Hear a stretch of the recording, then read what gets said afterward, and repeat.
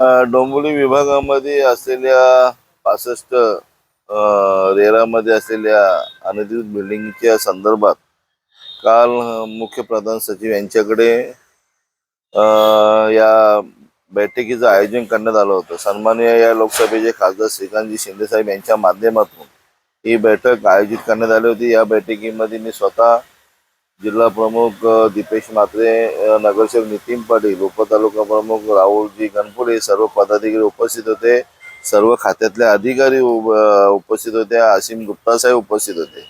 अतिशय चांगल्या प्रकारे बैठकीत चर्चा झाली की कुठल्याही याच्यात अडचण नाही येता, कुठलीही अडचण नाही येता या 65 बिल्डिंग मधल्या रहिवाशांना कसा दिलासा मिळेल, या बिल्डिंग मध्ये कुठे तोडफोड कारवाई न करता ती कायदेशीर कशी होईल याच्यावर संगमत चर्चा झाली।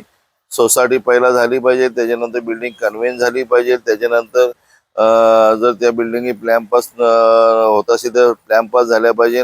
अशी अनेक प्रकारे योग्य ती चांगली चर्चा घेण्यात आली। आताही नंतर 1-2 हप्त्यामध्ये उपमुख्यमंत्री एकनाथजी शिंदे साहेब यांच्याकडे बैठक होणार आहे, तेव्हाही सर्व अधिकारी उपस्थित राहणार आहेत।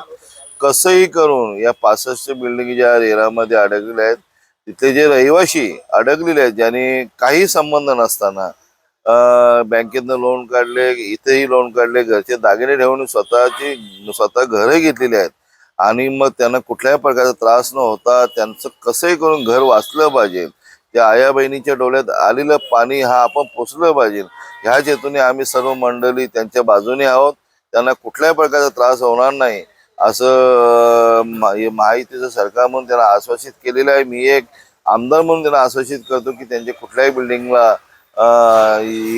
इजा होणार नाही, त्यांना कुठल्याही प्रकारचा धोका संभवणार नाही अशी आपण काळजी घेत आहोत।